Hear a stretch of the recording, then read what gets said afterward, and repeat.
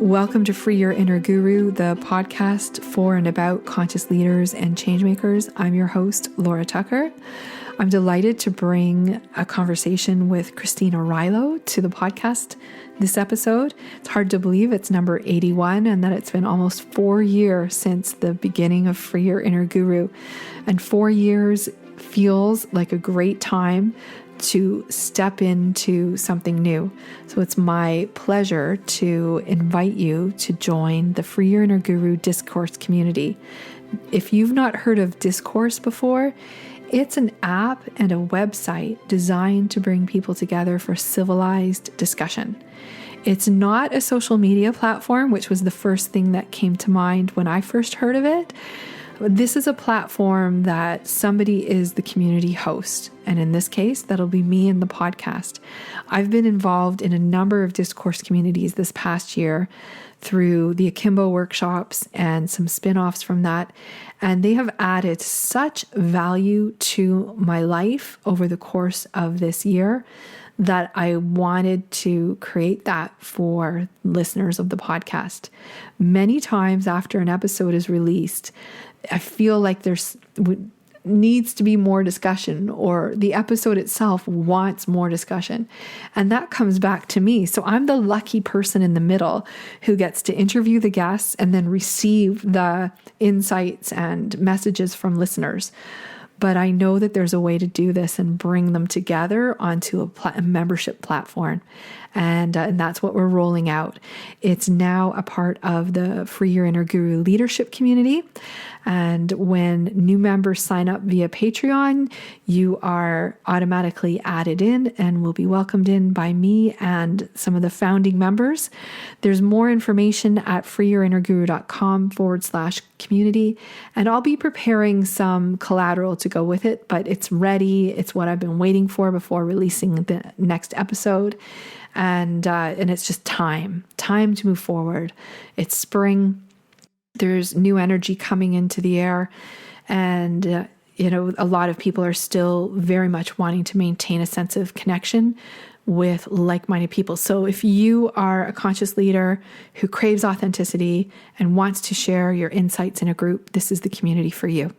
And it will be my mission to make it as positive an experience for you as I have been on the receiving end for this past year or so. So with no further detail on that, let's shift over and talk about Christine. So Christina Rylo is a transformational leadership advisor, teacher, speaker, and 3-time best-selling author. She is recognized worldwide for her work helping women to make shift happen in the lives they lead, the work they do, and the world they wish to create. In this interview, we use her most recent book, Overwhelmed and Over It, as a starting point, and we dive deep into an exploration of how we can free ourselves from the overculture and create a more sustainable and joy-filled life. And this idea of the overculture and how we can get out from underneath it was central to the discussion, because this is a relatively new thought not a new thought, but a new language for it for me. And this idea that we unknowingly assimilate into an overculture that we have had no hand in designing in order to survive overwhelm and burnout. But by assimilating into it, we are causing overwhelm and burnout. That is the opposite of a virtuous cycle. So Christine's work is very much in this realm. She teaches about tapping into our feminine wisdom. And guys, hang around. Feminine wisdom is for men and women. There are ideas here, and many women like me lean very heavily towards masculine energy. And, it's all across the board. It's not gender related. There are certainly some particular concerns around masculine and feminine energy with women that Christine and I get into. But this is something that I think men also need to hear, to understand. It's a thing, and you'll probably see yourselves in it, because at the end of the day, we're all human. We all experience overwhelm in our own way. We are all potential candidates for burnout, and we all need solutions so that we can become the change and the leaders that we want to see in the world. So enjoy. Would love to get your feedback in the way of ratings and reviews. And now we have a new place to continue the conversation over in our brand new discourse community. So with no further introduction, I give you Christine Arylo, Overwhelmed and Over It. Welcome to Free Your Inner Guru, Christine. It is a pleasure to have you here. I just finished reading your book, Overwhelmed and Over It, and we decided to start recording right away because we were jumping right in to talk about how I would like to recommend or give a copy of it to every one of my in particular female friends, but a lot of my men in my life too. Well, it's so great to be here with you. So hello, everybody. And I'm super excited to dive into our conversation today. It feels the perfect time. Absolutely. So let's set the stage for, I was describing Overwhelmed and Over It as a book that when you look at the cover, it's speaking to the challenge. It's speaking directly to the challenge of overwhelm and wanting to do something to shift it. And then in between the covers, it's not like there's, it's not a bait and switch by any means, but when you get into the cover, below the surface or almost immediately, you start talking about the way that we are almost programmed or designed for overwhelm. And you introduced me to a word that I wasn't familiar with. And I was kind of kicking myself because I have a friend who's been recommending the book, Women Running with Wolves. And I think that's where it comes from. And it's this idea of there being an overculture. Mm-hmm. So let's start there. I'm going to lob you that one. That is a juicy place to start, you all. And so I'll share what you all what overculture is. And as I start to say it, everyone's head's going to start to go like this. So it's not a word that I coined. It's actually a word that is from Dr. Clarissa Pinkola Estes, who wrote the book Women Who Run with Wolves, gosh, probably over 25 years ago. So this just kind of tells you how long this epidemic of overwhelm and burnout has been in our culture. And it goes way beyond that. You go back to when women fully entered the workforce in the 1970s. You could go back to the start of the Industrial Revolution in the 1700s. You could go back to the Romans. It kind of just depends on how far back you want to go. But I think the word overculture, it's such a great word because what it means per Clarissa's definition is the crazy, mad society that we agree to assimilate into, or that we unknowingly assimilate into, just to basically survive.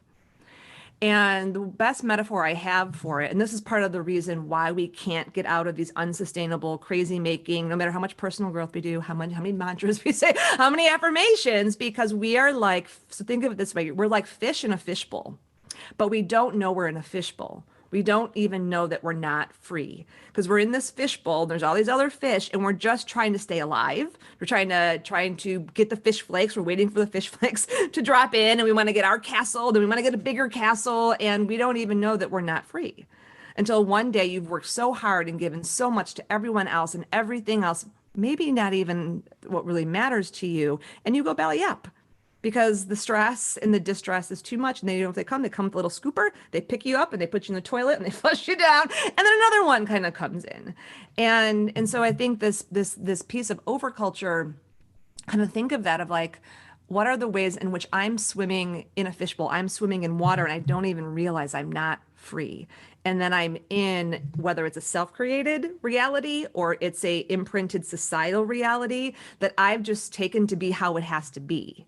But it's not how it has to be because humans have designed every system on the planet. You and I have designed our lives, whether we feel like we were empowered in that or not, which means we actually have the power to change it. I cannot help but go for context to some of the fishbowls that have been thrust in front of us this last year or so in particular. And I think that's why it hit home for me as I was reading it, because as soon as you start peeling back the layers, whether it's in corporate culture, and I think you and I both share, we both have had either corporate jobs or career and left that fishbowl for hopefully one of our own design. And then some of the bigger societal issues that are being revealed day to day in the news, by the pandemic, by politics. There's a lot of fishbowls. There are, and we don't even know. I mean, this is the thing. If you're a fish, you don't know that you're swimming in toxic water.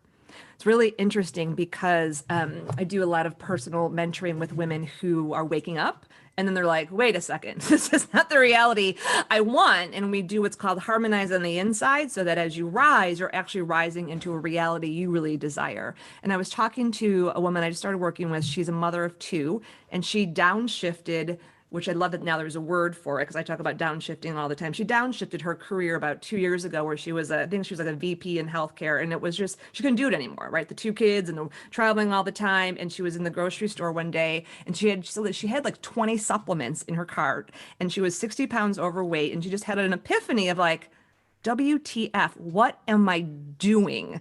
And I'm like, if I don't change something, like this is going the wrong trajectory. So that was about a year and a half ago. We're working together right now, and we were doing her activation retreat, and we're kind of digging into all these imprints, and we're just about to complete. And she goes, Christine, I have to go because my 11-year-old daughter named Sophia, which means wisdom. Sophia means wisdom, is at the door crying because her fish had just died. All her fish just died. And the metaphor comes to life. The metaphor comes to life. And she has been reading Overwhelmed and Over It and loved it for all the same reasons. I wrote it, you resonate with it. And so we talked a couple of days later. I said, what happened? And she goes, Sophia took, and she's 11, right? So she's like, I trusted her to do this. So she took the fish out of the bowl and put it into a bowl with tap water in it. But the tap water is toxic to the fish because they're very sensitive fish. And her daughter didn't know that she couldn't just put her in tap water. So then they all died. And then I said to her, I go, did you think about that? Did you? She's like, what? I'm like, she put them into tap water, which we should be able to drink. But because of the toxicity of the water, they all died. And that's water we're supposed to be able to drink. And she's like, oh. And I'm like, so there's a lesson in there, right, for your daughter of like an 11-year-old to be like, what toxic water, these fish are in toxic water. We're in toxic water. And she saw the parallel between her own life and this healthcare system that she's kind of trapped in or was trapped in, and her daughter learning a very early lesson, an initiation, challenging 11 years old, the water isn't even safe enough for my fish to be in to breathe.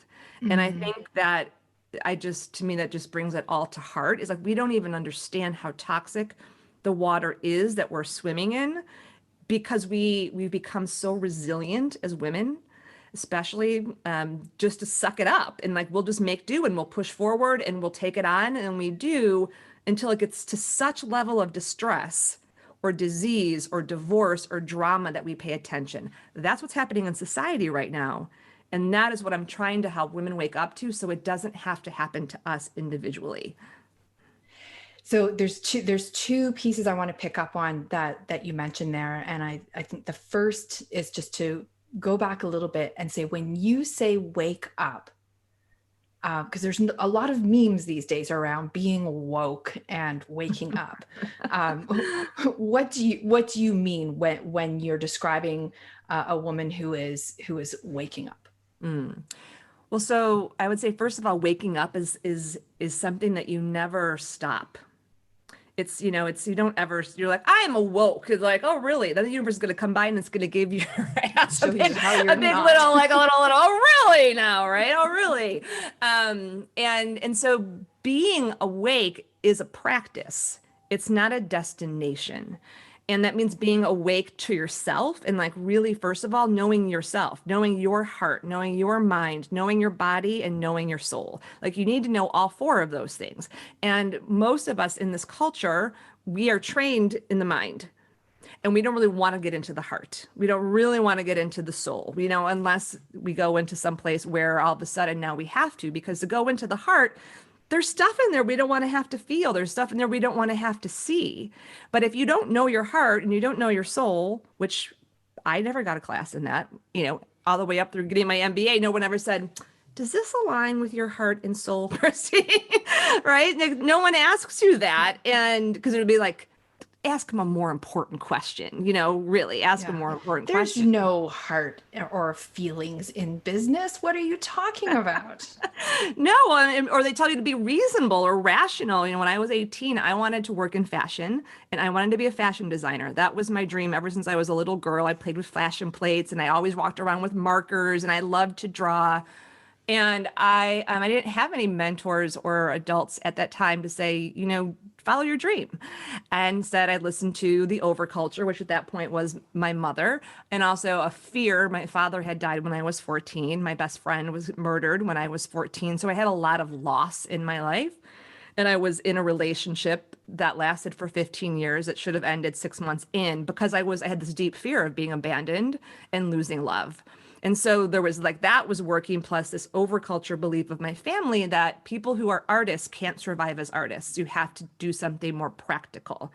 So I didn't go to New York and I didn't pursue fashion. And so I actually went into marketing because I'm like, well, marketing's creative and I'm really smart. So I'll do the business thing. So which I did, which was great. I learned so many things.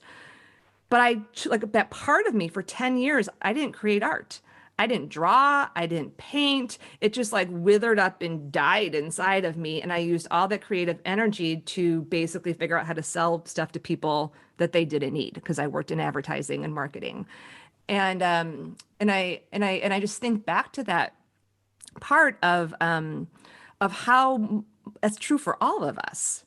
There's in the first chapter in Overwhelmed and Over It, that the old imprint is do, be, and have it all. Mm-hmm. The new imprint is about really doing what's right for you and redefining success. And that success will change at different points in your life. And so when I finished getting my MBA, all my friends, they went and got these really high-powered consulting jobs and, because they wanted to make all this money. And I was like, yeah, I've been a consultant before. I don't really want to give 80 hours a week, of my life away. I'm not going to do that. And then, or they went and got big jobs at big companies, selling things, because I grew up in Chicago. So they would go work, nothing against craft, but craft I don't know if the cheese is really even real. I'm like, it's not even real, I'm like, so I'm going to go pursue my dream now. And I moved to California, and with no job and just some money in the bank, and I'm going to get a job in fashion. And we can talk about how it all happened. It was super universal, supported, but I ended up getting a job at the Gap, and I worked there for 3.5 years. And it was so a part of my path and my destiny that led me to coaching school and led me to where I would be here right now. And it took me a couple years, when I was 18, I didn't follow my truth. But when I was 30, and after I had really done the inner work with my own heart, got wow, how could a strong woman like me end up here who's chosen a relationship and a lifestyle that's not in alignment with me? And the answer wasn't up here. The answer wasn't here. Oh, it's so, the timing on this conversation is something else, because I just every day I write a daily letter to my database on my website, and this podcast lives on its own website now, which was very much an unbundling of everything that I was creating was in service of promoting my coaching. So all of my photography, which is my passion, all of my writing, this podcast became its own thing.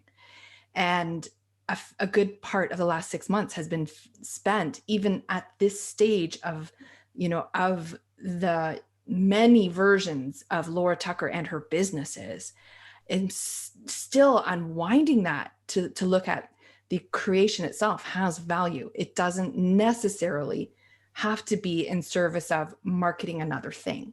Mm-hmm. So that is, and I think there's a lot of imprinting around that on social media and what you are supposed to do to be successful as a solopreneur or entrepreneur these days. I think there's even imprinting happening there.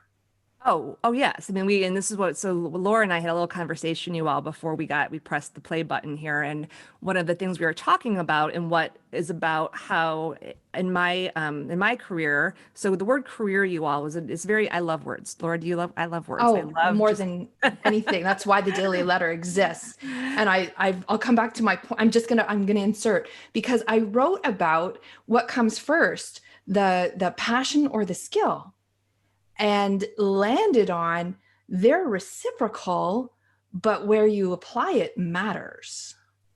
And Yes, and I would that's, actually, I wouldn't, we can go down this road if you want to. I would transform skill into gift, mm, because gifts are given at birth. Skills are learned over time. So we can pause that. I want to come back to the word of career for a moment, because overwhelmed and over it and all of it, like the work that you do, Laura, the work that I do, the work that we have to do as women right now, and any conscious being on the planet. So consciousness, awake, going back to awake, knowing who we are, because each of us has a part to play in the elevation and the expansion and the hopefully reharmonization of this world.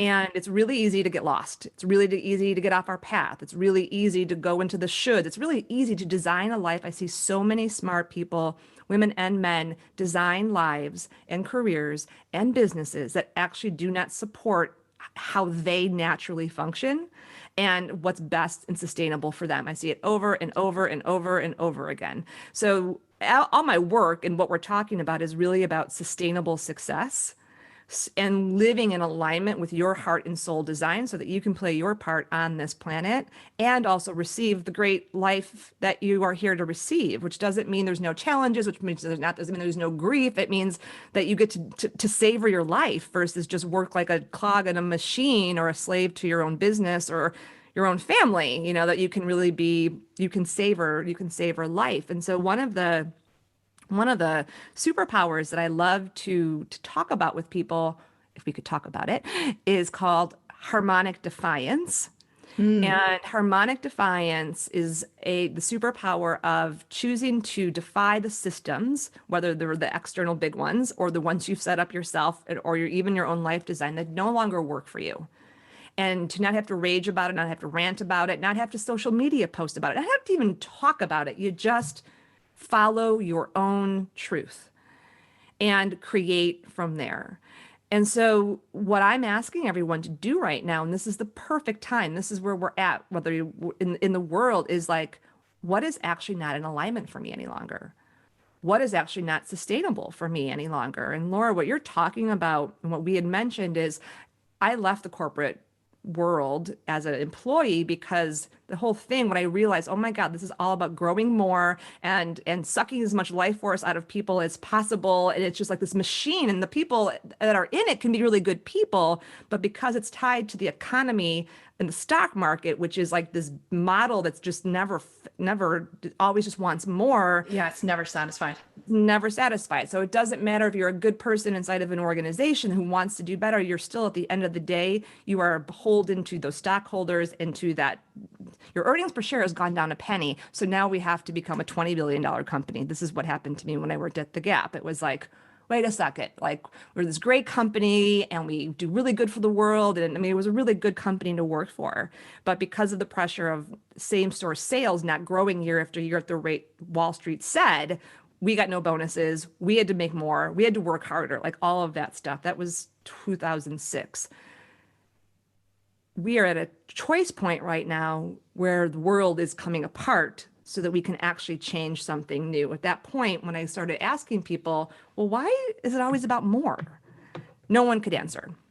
So I went into the transformational teacher world, which Laura and I were just talking about. And I'm like, this will be amazing. I will like go into this world and all these great people who want to help the world. And they're like awake and, conscious and, and, that's true. Those people were in my corporate career. I worked with a lot of beautiful light beings who I'm still connected to, and I actually still work with organizations, but I think it kind of broke my heart in some ways to see like, wow, like the greed, the consumption, the pressure to have followers, what people would do to get followers, like they would spend thousands and thousands and thousands of dollars investing in Facebook ads and buying bots and like doing all this stuff. Or when I was started to publish books, there was like a person that you would contact who would go out and you pay the person $30,000 and they will get your book onto the New York Times bestseller list. Yes. And I was just like, and like then I knew people who were best-selling authors and really high-paid speakers who did that. And I was just like, what's happening? Like we are here, like it was like, this is the same energy that I saw in corporate America. It's the same energy you see in Hollywood in the celebrity models of like, I have all these followers and like what people, so I'm like, Facebook isn't really real. Like, are they really your followers? If you had to spend all this money to be seen inside the system, yes. But also you just spent $10,000 this month to boost your Facebook posts. So is it marketing or is it really social? You know what I'm saying? Like there's a lack of integrity, I guess. And it was disillusional to me. And it's interesting because so this, as I shared with you before coming on, and it's interesting. I don't always out my story right away when I'm interviewing people, because often I don't even think there's a remote possibility that we'll talk about anything pertinent or relevant to it. But my sense from reading Overwhelmed and Over It was that you're for the paradigm of self-growth and moving forward and creating new. Like we're on the same team was how I was thinking about it. I was like, oh, this is really refreshing. And yet I know that if we don't talk about some of these things, then we don't improve. It's no longer enough for me to sit inside a 10x8 room and just think about them. I have to bring them to the world, because I'll tell you, one of the things that I'm most deeply concerned as is that coronavirus will be for nothing, that all of the chaos in the political world will be for nothing. And this opportunity to realign, recalibrate, and move collectively could be squandered. Mm-hmm. And that's what keeps me up at night, thinking about, how do I move forward now? What do I do with the podcast? What do I do with the websites?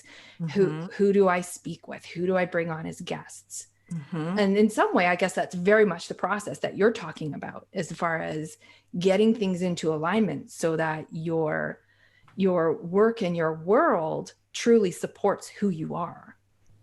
Yeah, I'm getting full body chills, everyone, as Laura is speaking. So that's always when the truth chills. My intuition is very kinesthetic. And one of my deep passions is helping, and I know this is one of yours because I see for your inner guru behind you, is that we as women, as men, as children, as beings really learn how our intuition works. And if you don't know, and then I go back to know your body, know your mind, know your heart, and know your soul. And if you don't know how your own intuition works, if you don't know your own fears, if you don't know your own mental crazy imprints in here that are driving you, you are creating and responding from the overculture. You just are. And we all are still. It's like I have deep imprints in me that say, Christine, I'm on a 40-day practice right now. My birthday is February 17th. And I have a book, right? So book comes out in October. In the paradigm of the publishing world, you got to push and you got to work and you got to spend a lot of money. And I worked this book as how I put everything into the world. Mm-hmm. And so one of the things that in my research over the last 10 years, one of the things I found is that we are programmed to overgive and overwork and overdo and underreceive. So we're like these banks, right, that just keep giving to our families, to our works, to our priorities, to whatever. And then we don't actually have what we need. And why this is important to what we're talking about in this bigger overculture is when you don't know that about yourself and how that shows up for you, you will fall into the overculture, even if you're a person who wants to do good in the world, because you're still elevated, you're still working from a consciousness that is still connected at some level to fear. And so when we talk about the transformational teacher world, or we talk about the educational system, or we talk about any of these ecosystems, the people, I want to be really clear, it's not the people, no one's bad, and there actually isn't a team. It's more about consciousness and what we can write. And I know you and I are word people, so we have to be really clear with our own words, right? Because a team means that there's an opposite team, and that's part of what we're trying to elevate from. And I completely, in my heart too, is like, oh my God, please everyone stay awake, keep waking up, like keep elevating. Like there's no election or no vaccine that's gonna make this better. And it's super easy to go back to sleep and to be like, you know what, I'm just gonna increase my consciousness and change 5%. And that's going to be enough. And you see this all the time. Whenever, I don't know, Laura, if you've done a lot of work or how this has shown up for you in relationship, when people get divorced or they are in a challenge in their relationship and it's not working for them, their primary relationship. And so it gets really distressing and gets, it's like, it's very awful. And then one of the partners says, okay, I promise I'll do better. And they change 5%. And maybe even 10%, just so they don't, because they don't want everything to fall apart. To keep the peace. Yeah. To keep the peace, right? But 10% isn't enough, and usually it goes back down to where they at. They go back to that set point. That's true for all of us right now. And I don't care if you've been on your awakening journey for 25 years. I've been meditating since I was 30. But I'm not stopping. Like, I'm in a 40-day practice because my birthday is in February 17th, and I'm being called to elevate. I'm being called to continue to look at, like, where are the fear imprints in me? Where am I still pushing? Where do I believe that it's like I have to make it happen? What's the business structure that actually doesn't operate on fear? And I don't know yet because we're actually creating it. But I know it's not what I call the beast model. And that beast model, whether you're an educator or you're working in government or corporate or in transformational teacher, the number of women that have called me on the phone, and I've been her too, that says, if I keep working this way, I'm going to die. If I keep working this way, like literally I'm going to die, or I can't just keep doing this anymore, or I'm going to get sick. That's what my inner wisdom said. If you keep working this way and trying to run this model that this world works on, you will get sick. And that was the moment I said, okay, no more. I'm not willing to have my story be, I got sick, I got cancer, I got this. Not that it's black and white direct, but I got a very clear message from the universe. If you keep doing this, this will happen. And so I've been in a process for like 3 to 5 years, depending on where you, and I'm not there yet, but I'm in it of like, if it's not sustainable, I'm not doing it. 100%. That takes, it takes going inside in order to determine that. And, one of the things that I will say, or a phrase, living from the inside out, or designing it from the inside out. That's exactly what it's meant to mean. It doesn't mean that we ignore the outside world and don't respond to it. But I think a lot of people have fear or concern, but probably fear that, it would take me too long to figure that out and to redesign it. So they stay with the status quo, thinking that the marathon that they're in is somehow, going to finish if they don't go back and redesign. Mm-hmm. Mm-hmm. Yeah, because it's daunting, right? It's like, okay, Christine and Laura are being like, I got to redesign my life. Oh my God. You go to that place and it's like, and then it becomes overwhelming. It becomes overwhelming. And so everyone just take a breath.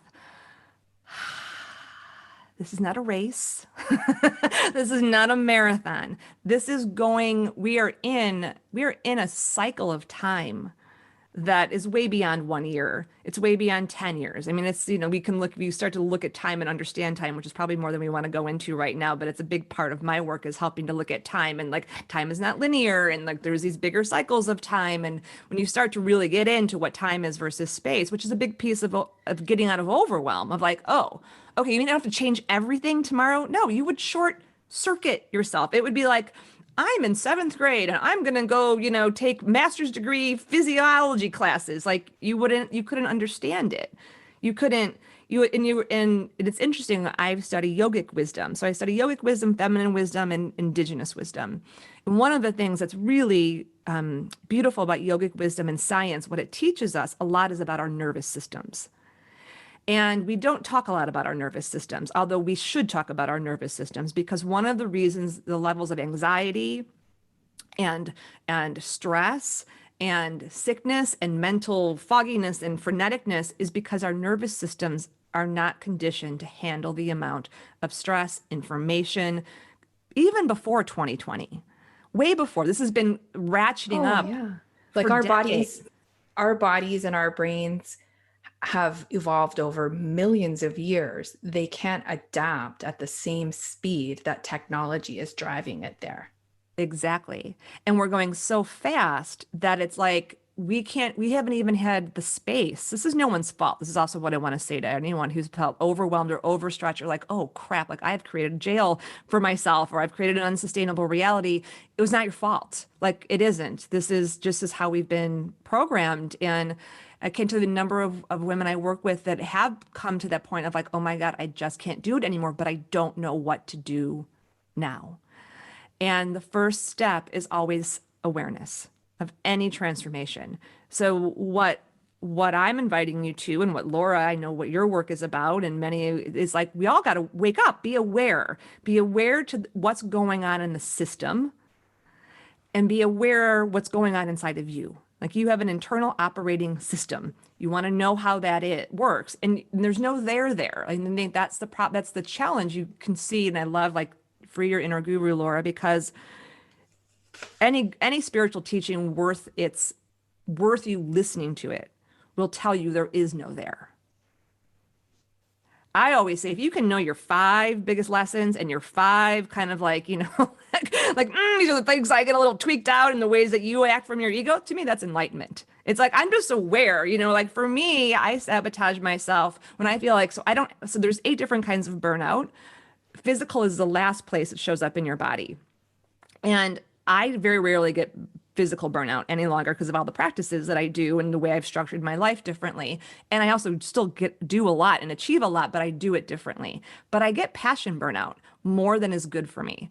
And passion burnout is where like you love what you do and you love it and you give to it, but it's almost like you become a slave to this thing, a machine to this thing where everything you do is about your work and giving to the world.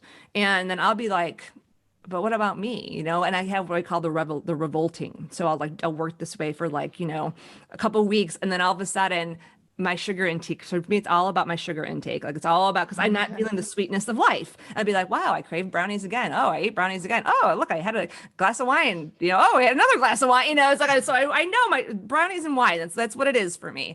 And I'm not even having shame about it. It's like, this is like, we've got to talk about it. It's like, know yourself. I'm laughing with you, not at you.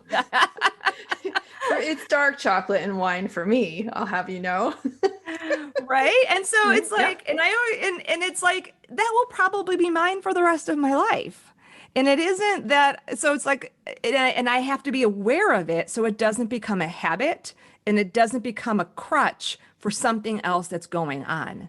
So it becomes an awareness trigger for me of like, and this is where I go into my heart and I say, Christine, what's going on in there? Like, what's going on in my heart? What am I not receiving? What am I not getting? What's out of balance? What's out of harmony? And because I do my practices every morning, because I'm very connected to my inner wisdom, because I don't like, and your inner wisdom is like a friend. The more you talk to it, the more it talks back. The more you listen to it, the more it keeps talking. You're not talking. You can't just be like, I'm in crisis. Talk to me. Be like, yeah, sorry. You haven't been listening to me. And so I just want to encourage everyone to know that when the overwhelm happens or the self-sabotaging happens, it's a sign. And you don't got to beat yourself up. You don't got to get down on yourself. It's not a failure. It's not a failure. It's a curiosity of like, what's going on within me and what's going on around me? And what's the universe actually trying to show me that I haven't been willing to look at because it's pushing a part of me I don't want to let go of, or I don't want to look at, or I don't want to stretch myself. I'd rather just push and force and make it happen or hide under the covers and not deal with it at all, which neither one of those are empowering. That's where the power comes from. Like it isn't our fault, but you are the only one with the power to change it. And we take small steps, that what I call significant but small steps. That's one of the things I really like about the book. I'll just, is that for the way you've got it set up, where there is something to, I'm just taking a pause here because I made a note because there's a rhythm to it, something to release and something to embrace. And that's the cycle of it. Like release this, embrace that. Now choose one thing. Yes. And it's not about go and upend everything. Please don't do that. I always say, don't, No one is advocating for that. Yeah, don't chop your tree down. And a lot of times when I'm working with, whether where women are entrepreneurs or they have jobs where they're paid, and they'll be like, oh my God, like this is unsustainable, or this isn't working for me anymore. I said, okay, well then let's create a transition plan. There's a transition here, and you need space. You need space to be able to make that transition, to get clear on yourself first, what you desire, so you don't just go create relationship, job, career, life design, sucky pants, 2.0. You need space.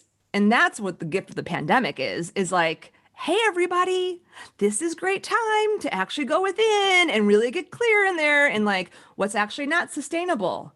Okay, that needs to shift. Great. What is sustaining me? Okay, let's strengthen that. And to do that this is like an actual action you can take, is like, what is no longer working for me? What is no longer sustainable? And I've just been either trying to make it work or just trying to tread water. And look at that in your work life, look at it in your relationships, and look at it in your life design. And I would journal it out. Okay, no longer sustainable. And then look at those 3 areas of your life. And then do the same for like, what is actually sustaining me? What is supporting me? And look in those 3 areas. And those you want to strengthen. And that'll tell you, like, that's a good starting point to start at.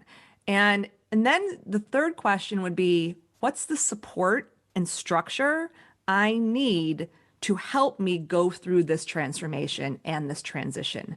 Or one of my favorite words, to step through this threshold, to step across the threshold from the way I've been living and working to the way I desire to be. And you do need support. We all need support. We all need structure. I mean, I have 2 spiritual mentors I've worked with for over 15 years. I've done, intensive transformational leadership programs. Like I just didn't pop out, like this. I have had teachers and guides. Here's my book. And I actually talk about it in the book. I say one of the imprints that we have to release is take it all on, or do it on my own. Or the nose was do it on my own. And the new imprint is receive sisterhood and support. And it's one of the things I see in an imprint of women, especially not choosing to spend money on themselves or invest time and money in themselves unless it's directly related to their professional acceleration of their career, until or it's paid by health insurance.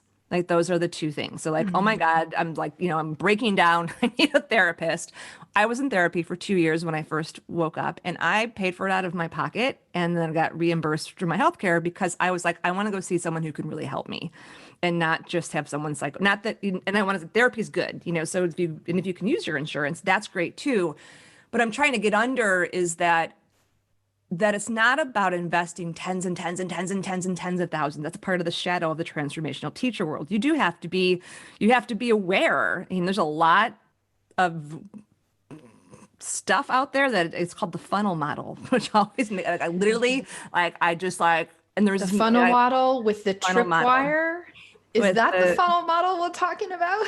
Yeah, and right, it's poking at your fear and it's your pain body, and it's like, let's talk to their pain body and make them feel like if they don't get this, then they're doomed, And I myself have spent, and I've witnessed many other people spend a lot of money in places that didn't actually give them the support that they actually needed. It just promised a lot of stuff. So be aware about that. You'll know that in your body. You'll feel it in your body, whether you're grasping for something or you're thinking that, oh, if I do, this person can give me something. Oh, they have the information. They know the answers. No, if someone tells you I can tell you how to make $20,000 a month in 5 months, I'd run for the hills. If someone can tell you, I can make you so that your weight loss will go away and then you'll stick to that in 4 months, like run the other way. Is that this is a choice, you all, for how you live. And this is about creating relationships with each other, that we each have a part to play in this, and to do it with community, to do it with mentors, to do it with friends and sisters. Like there's so many levels of support, some that don't cost any money at all. I have a monthly Femimind with my friend Shasta. We've been meeting for 5 years, and for 2 hours once a month. And our friendship has deepened where she's also an author. And it's one of my most important lifelines. I didn't have to join a group for that. I had to make an invitation for that. And so yeah, I'll just pause there because I'm very, like, I don't know how to get through this threshold without sisterhood and support.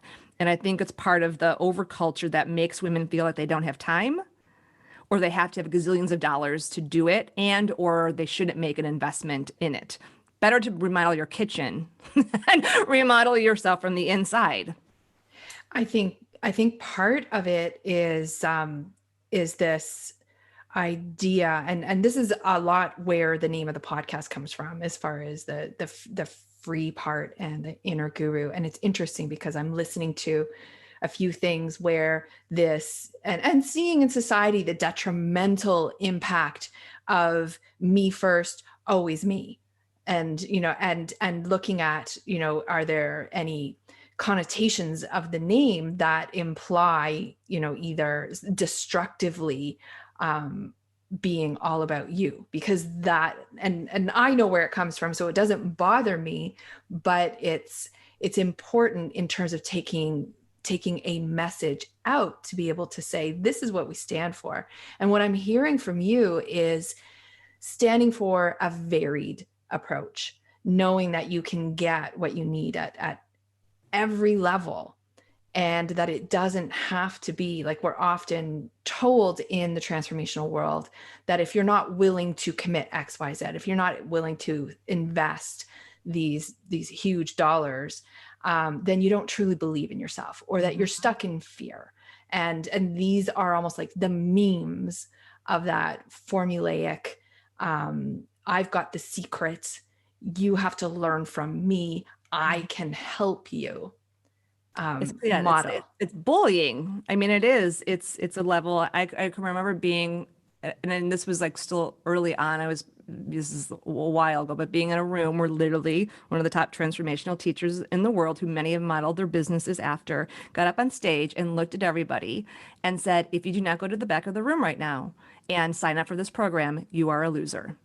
And I just looked around at everybody and they were running to the back of the room. I'm just like, what? And it was like I was watching what he was doing. He was using NLP. He was using all kinds of different things. And it's what's sad about it. And this is why I left the transformational teacher world. I didn't leave my work, because I am who I am. Mm-hmm. And I can interact in many worlds. It's like this is my part. This is what I do. But the systems themselves have both toxicity in them, and they also have divinity in them. And you just have to be aware of that. And I think that, and I've seen this too. I was talking to a woman the other day, and we were exploring, what she needed. I have an ant. Oh, I have an ant on my desk. I love it. So an ant is one of my totem animals, you all, and it's crawling on my desk, and it always shows up. It's a symbol of patience, and it's a symbol of collaboration. And I love that it's here. So to me, what that's telling me is, here's a piece of wisdom. If you ever feel pressured to make a decision, don't. If you feel the pressure to make a decision, you don't. Whether that's a person that you're on the phone with, or that's a person that you are listening to, or it's just your own internal pressure, you got to slow down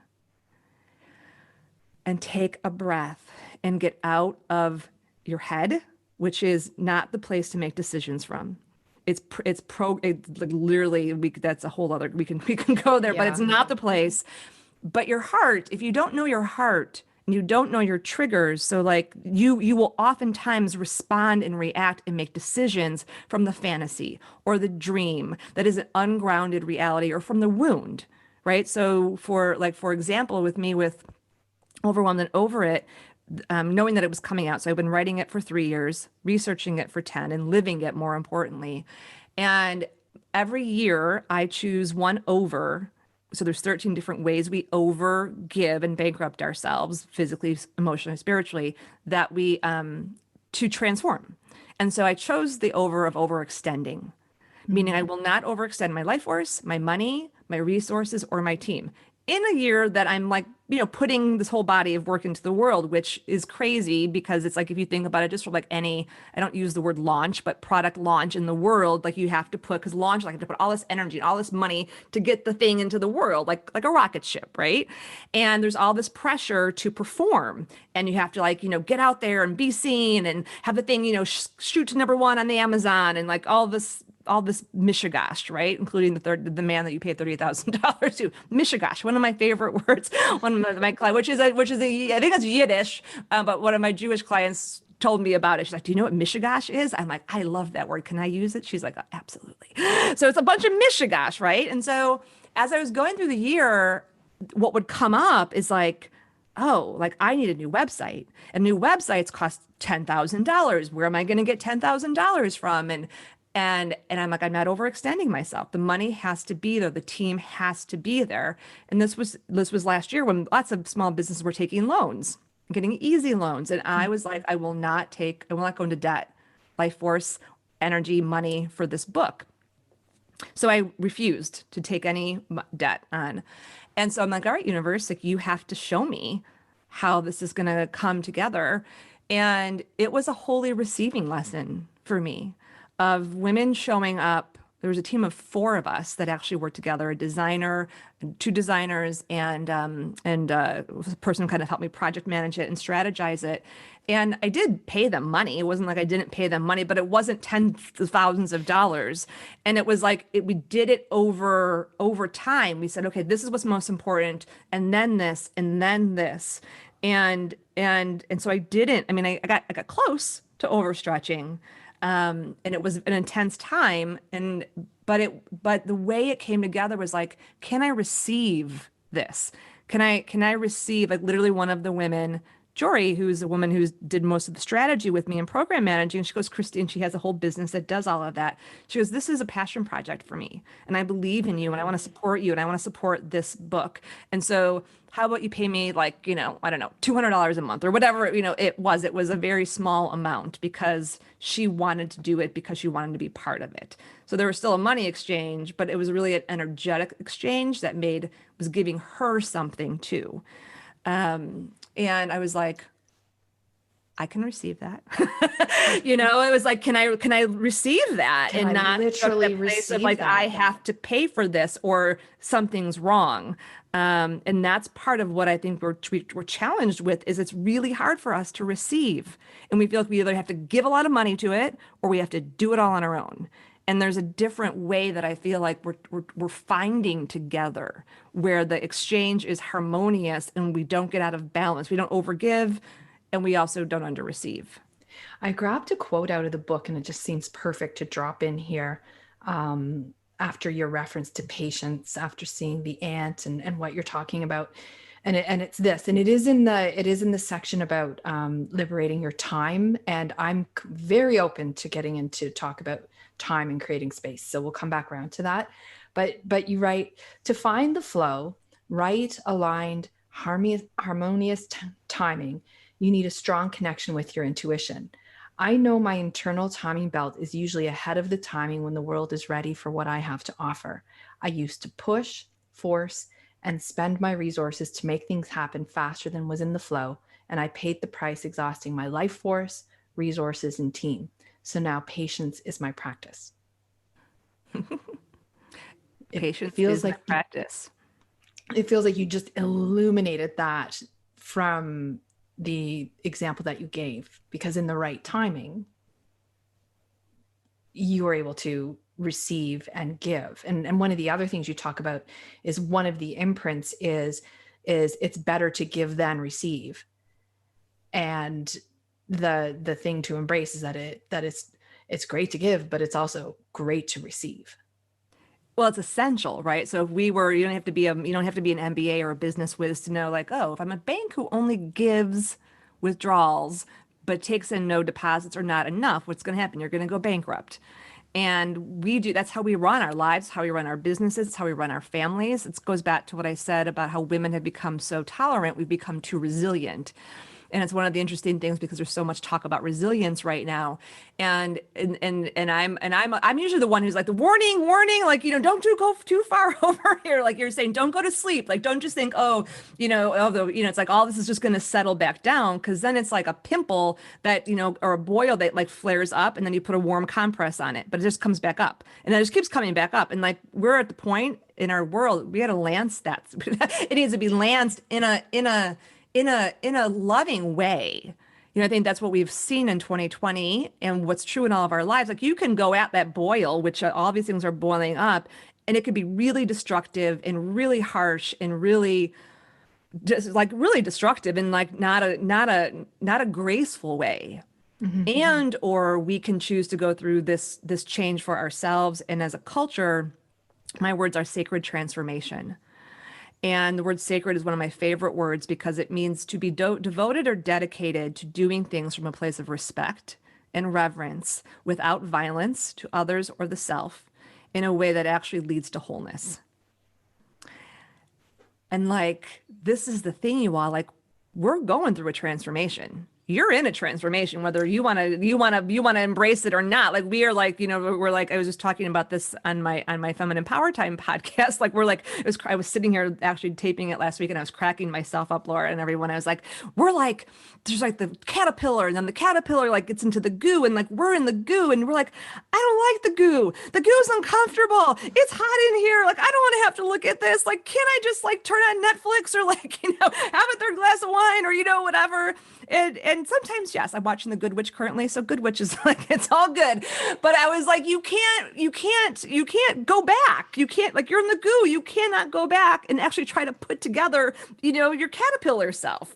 And if you don't move through the goo and keep going through the goo, or you're going to come out and you don't do the inner work, not just inner work, you don't allow yourself to have the inner transformation happen, you're going to come out with like a butterfly with one wing and like a leg and like, like some morphic thing that is not. And this is like, to me, a great gift. And it's interesting for me, every book I write, the 4 books I've written, they're all simple but significant. Meaning like what it took me to write them was not simple, because it was like when I wrote about self-love in my second book, Madly in Love with Me, I'm like, what is self-love? What is it really? And how do you know if you're loving yourself? Because you were talking about the me culture. That me culture is not self-love. It's what I call the self-absorption to narcissism to sociopath spectrum. And that's not loving. That's actually a lot of wounding. And when I dug into self-love, I'm like, oh my God, there's like self-care and there's self-expression. There's these like 10 different kinds of self-love. And you want to know where you're strong and where you're weak and then strengthen.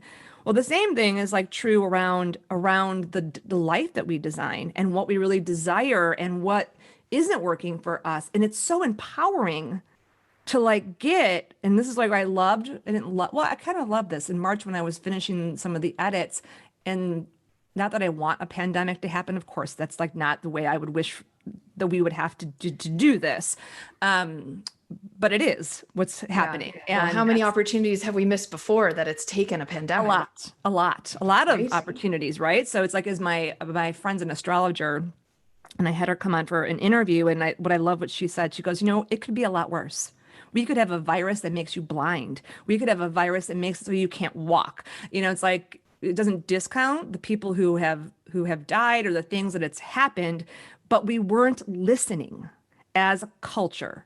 And there are parts even in our own lives that we weren't completely willing to go. And there's all these levels of depth. So again, not our fault. It's not like the law of attraction, like we caused this, it's our fault. Like, cause that's just going to bring you down into the fear. It's like, what are you going to do with this?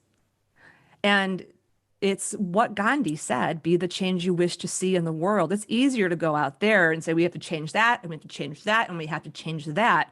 But to look at your own life and look at your own fears and look at the way that you maybe show up in a way that's not kind and compassionate and sacred to yourself and others, with my clients, I'm completely judgment free. I never judge any person I coach or hold space for. I am not a judgment free individual. I ask my husband downstairs, I judge him all the time on a daily basis.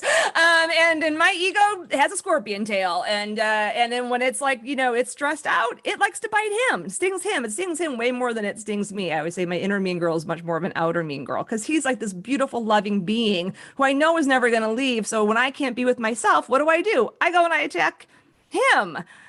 But I'm aware of that. And so my work is to keep cultivating loving and kindness within myself. Like, can I be a better person? Can I be more kind when I'm responding from that ego that wants to like cut his head off or cut someone's head off? It's because there's something going on in me that I can't be with. When I'm listening to you, what I'm thinking is somebody hearing this is like, okay, so how does that relate to changing the world on the outside the way it needs to be changed? Mm-hmm. So do you want me to go? I can go. There's a large scale of consciousness here that I can talk to this at, and this goes back to where we started about waking up, right? You're never done because you're always waking up to higher levels of consciousness. So when you think of like the word guru, there are beings that have been on this planet that have risen to very high levels of consciousness, and don't think it wasn't work for them to get there, like what they actually had to do, what any of us have had to do to keep waking up. And so it's always interesting. I'm like, do I talk at it from the level of consciousness that's like, the PhD level, or do I start at the kind of entry level? How about this? Start PhD. And if I sense that it needs to be broken down, I'll intervene on you. And if we talk over each other, finish your sentence and I'll pull it apart. Okay, that sounds good. So be the change you wish to see. Like we've all heard, this is actually a good imprint, but this is actually what happens to some of the most powerful imprints that are on the planet. They become refrigerator magnets, memes, and journal covers. And then it's like Kleenex. It doesn't have any meaning anymore. So be the change you wish to see is not a meme. It is a directive for how to live. It is like, this is direction. Like, this is what you do. Be the change I wish to see. Gandhi said it. Jesus taught it. I mean, goes beyond like, this is just plain old wisdom. So say there's something in your life. Look at the world right now. So look at something in the world that pisses you off, that frustrates you, that you're just like, I can't even believe you have judgment about. And I'll use an example. This is like, I can't believe this example is coming in, but this is what's coming through. So when number 45 was elected into office, I did not vote for him. And I won't say this is not a political statement, because that in itself creates divisiveness. I am talking about from a leadership perspective. We do not vote for party, because if you vote for party, you're part of the fear system. Duality, reality, Republican, Democrat. It's a whole system that is based on keeping people trapped in this fear grid. You vote for the person who you believe literally is coming from their heart, that is like has the best interest of the whole. That's the job of a leader, to have the best interest of the whole at heart, and to understand the individual dynamics, and to move whatever system it is, whether it's a corporate system, an education system, a family system, to harmony. And not false harmony, like I'm just going to smile and make everything okay and be nicey nice, like move it to harmony. And it's not to be famous, Christine. That's not the purpose of the leader. That is not the purpose of the leader. And sometimes the leader has to do really hard stuff. It's like not the most popular job in the world. And so I'm asking everyone to elevate outside of the structure of Republican Democrat, because that structure doesn't actually serve. It just keeps the duality going. So we're going to go up to just like leadership, right? So one thing that is true in my experience of watching number 45, watching Donald Trump, because as I watched him, his whole life, he's been very self-centered. I mean, that's just part of who he is, whether he was a tycoon or whatever, like that's part of how he became successful in the business world, because that is actually a very common archetype for people who become successful in the business world. And when I watched him and the disrespect that I saw between him and Hillary when they were in where they were in the election, and just like the anger and like the disrespect, it was just like, and how she couldn't be angry, because if she was angry, she would be the angry white lady. She'd be a bitch. And he could be angry and like attack her, and somehow it like that really made me angry, because from a humanity perspective, and a lot of my work is about the feminine and really bringing understanding to what the feminine is, and making the feminine sacred again in this world, and bringing the masculine over, and then together we can create this wholeness. And it was just such a, from a PhD level perspective, it was just the same thing again. It was like discounting and dismissing the feminine. And so I was like, wow, so what is it in me? So this is where it goes to be the change. Like, I could sit around all day and talk about how, these dynamics and how it's, attacking the feminine. What in me is attacking the feminine? How am I showing up as an angry person and just letting my anger spew around and not taking responsibility for it? Where is my distorted masculine? So what, from a PhD level perspective, Donald Trump and Hillary Clinton in that specific instance was the distorted, well, there's distorted masculine on a lot of different levels in that, but like really distorted power, And like, so where am I distorted? And I teach feminine and masculine power and integrated power and how to, but I'm like, I got to go here. Like, I got to look inside of me.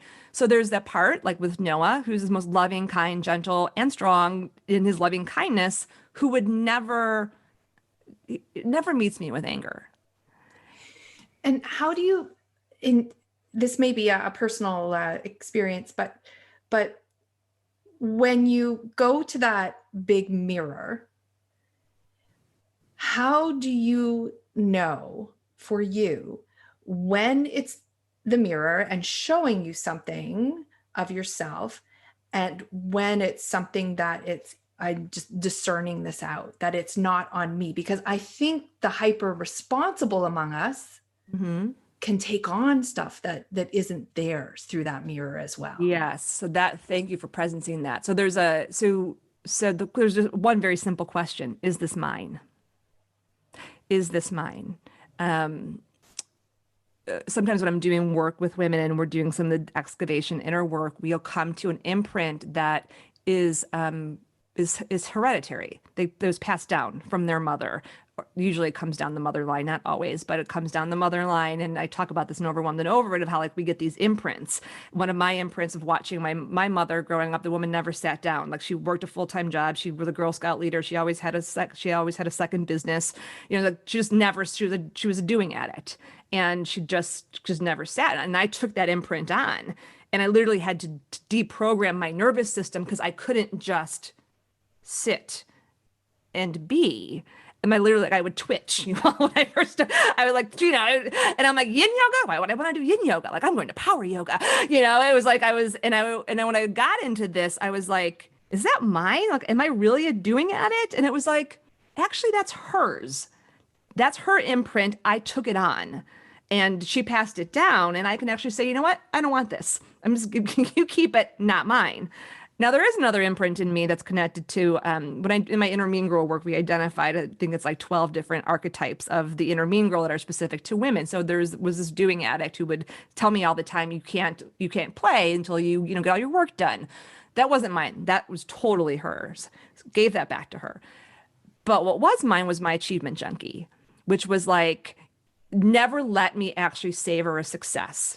Always had to keep getting on to the next thing, was set really high bars. And I would meet those bars, and she wouldn't let me actually receive from the experience. And this happened over. So when I worked in corporate, I was always like trying to get promoted to the next place and to the next. I was like, it was very well received, in the corporate career. And again, thinking about career, the root of the word means the path that you follow. Career is a path. That's the root of the word. The current definition of career in this modern culture, overculture, is to proceed at a fast pace. So just think about that and the pressure we put on ourselves, whether, in this current world that I'm in, it's being a best-selling author or hitting some, 6-figure, 7-figure, whatever that is. If you're in an organization, it's like getting to the next level. And so you're never really satisfied. You can never be satisfied. You can never be fulfilled. Now that inner mean girl of mine. So I'm going to go college level here. This is where the heart is. This is why the power of for all of us is in our heart. I had to really look at, where does she come from? Where does that part of me that's pushing and striving and grinding, where does that come from in me? And what I learned was it was actually, and I know this about all of it, she wanted to protect me from getting stuck. Mm. And I grew up on the south side of Chicago. All of my two best friends were pregnant by the age of 15. And I have friends that went there. They went to jail. Some went to college, but or they went to jail or trade school. That's where they went. And she's like, we got to make sure you get out of here, So she like propelled me to like be straight A student, and she propelled me like to go to college, even though none of my friends and nobody in my family had went. But she didn't get that when I was finally out of all of that she could chill out, and she could rest. Protect me. She could rest. She needed a new job. And so we all have those imprints, and they protected us at some point. And then you get to the place where they're not protecting you anymore. You're actually creating your reality from the wound instead of from your wholeness. And you don't know it, because if you don't know your wound and you don't know where it comes from, and you don't have to sit on a couch for 25 years and talk about it. You actually need to just get clear about it and be like, all right, I'm going to actively transform this. And that is where we do have the power within us. I want to be mindful of your time, because we're coming up to the 3:45 mark. So then I'll edit that out. But I think a lot of people listening, if they are in that overwhelmed state, given that we've spent time on the concept level, might be thinking, okay, but I don't have the time for that, or I don't have the time to figure out how. And I think this is an opportunity to talk a little bit about time and space, and how we can look at our time differently, because we have, as a culture, taken on that, time is a finite resource, because we only have so many hours and minutes and seconds in the day. And that might be a lovely place to sort of bring this home, so to speak. Let's bring it home. Okay. That sounds good. Well, should we jump into time and space? Sure. So one of the, time and space, you all, this could be a series of podcasts for sure, but here's what's important for us to all understand today as a starting point. The old imprint is that will keep you stuck in overwhelm and burnout and all of the overculture is, I need to find and make time. And the truth is, you cannot find time because time's not lost. You can't make more time. There's no time kitchen. Time is a finite measure that is man-made. So here's like part of the overarching thing where we started from, is that these are all these man-made systems you don't even know that are running you. And there is something else, which is space. And the new imprint is to learn how to create space. And I love this. When I was writing this in the book, I'm like, oh my God, like, how do I explain time and space to people in a way that gives them the tools of actually, right? Yeah. And it's a whole other way of looking at productivity and prioritization that doesn't treat us like a machine that has to be a cog in a wheel, but opens us up to being really co-creative beings. And Einstein knew this. Steve Jobs knew this. Like, so many people who have created new worlds have known this.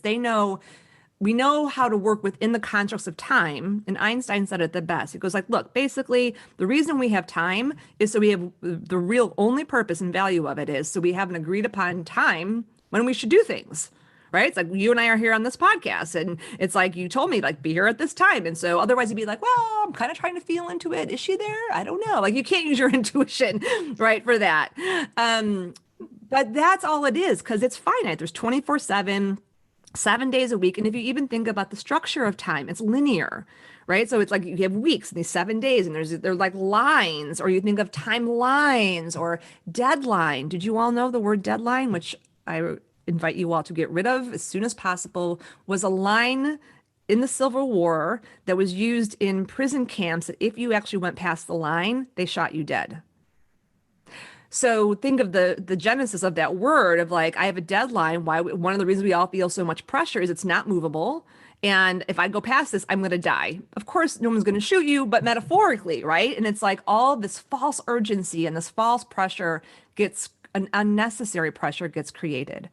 But when you learn how to use what I call healthy time pressure, so it'd like be like versus toxic time pressure. So for example, with my book, I had a series of dates in which I had to provide my editor with parts of my manuscript.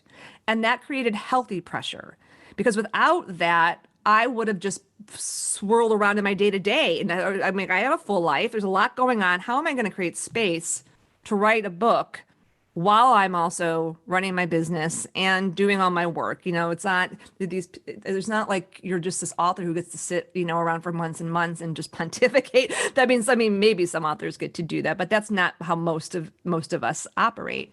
But, or I could try to squeeze it in. Like I'll just squeeze it in on a Friday, or I'll just squeeze it in or whatever. That doesn't work either because that creates overwhelm. And so we work with this healthy time pressure to say, okay, this needs to be complete by, say, March 23rd as a time span.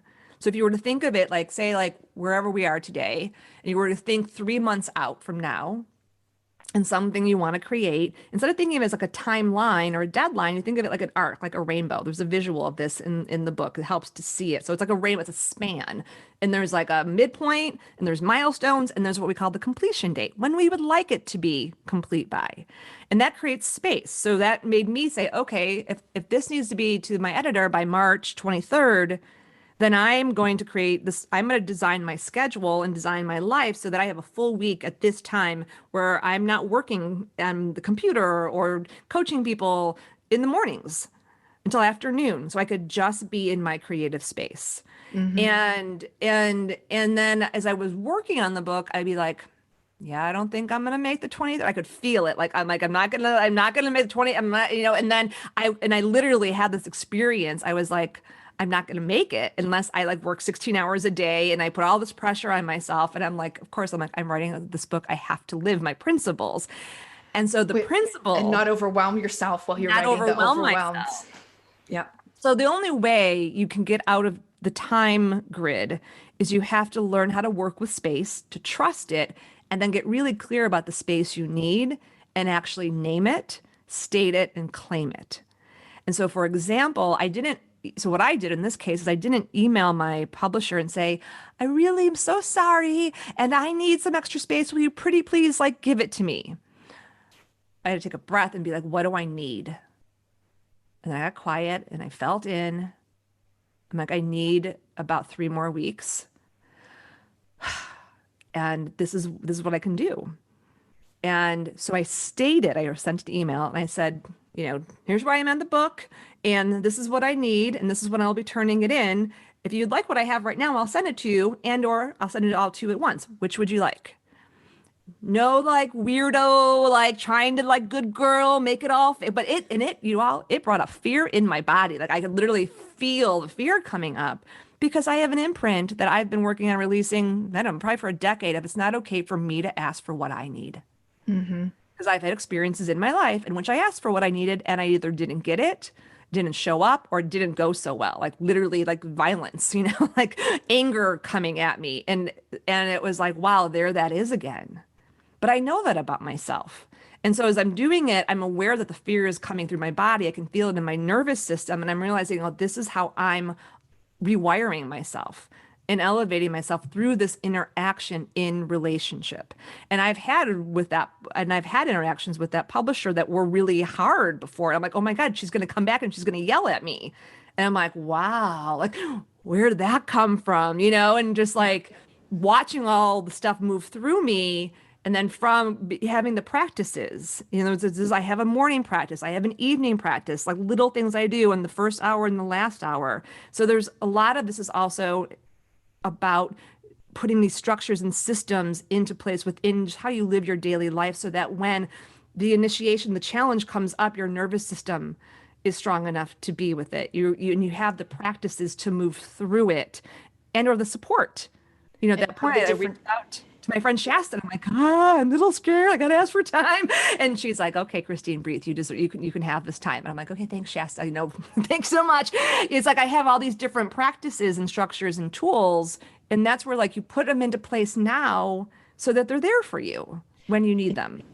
And you can, because you have that base, for lack of a better word, a baseline that is showing you where your harmony is, that it's easier to figure out when you're truly off, or when you're, if it's something else talking to you, telling you that you're not going to be there, you need 3 more weeks, this isn't going to, because I think we've all had that situation where like, oh, I'll never get that essay done, I'll never get this done, and then you actually do, and in that situation you wouldn't negotiate. Correct. And that's where you have to know, right? Well, this is healthy time pressure. I'm working right now. I'm getting something into the world that I've been working on for 9 months. And we're like down to we're like right there. And I said, this feels like birth. And this is like the feminine, natural way of bringing things into the world. And when you give birth, I mean, I've not had a physical child, but from I've had many book children, but from what I understand about what happens to our body is if you try to push when you're not supposed to push is not good. The body will open itself naturally to push through something that you're like, how did that even come out? At its time. And that's what we have to learn. We have to relearn how to remember how to do in that moment, that there's a level of devotion and dedication and commitment to it that is absolutely, it's intense, but it's different than toxic time pressure that's not really needed, and that energy could have been used in other ways. And that is part of what, if we want out of this, we want to liberate into a different reality, we have to become really keen on really saying, oh, that's false urgency. Oh, that's like an unnecessary timeline. Oh, that's toxic time pressure. And then have the courage to look at ourselves. Are we the ones driving it? And or if it's happening outside from somebody else, actually say, if you want me to do this, this is what this will take, or this is what I can do. And then notice how it brings up fear in us, probably for something that happened to you when you were 5 or 7 or 11. It's tied to those parts, and like stand there anyway. I think we've all had those days where we feel like we have to, or want to cram as much into that day to get over a threshold. And then recently, just a couple of days ago, I turned around at 1 p.m. and I was like, wow, I'm done. And looked at the time that had opened up during that day, because of how it had been arranged, and some rhythm and some flow came into it, versus that, that steady beat. And so I think we can watch in our own lives time expanding and compressing on us. Mm-hmm. Yes, exactly. They're different rhythms. So this is all really about understanding your own rhythm and how you create best. And the metaphor I use is about a symphony. And there are some times when it's like staccato and it's intense and it's just like full out.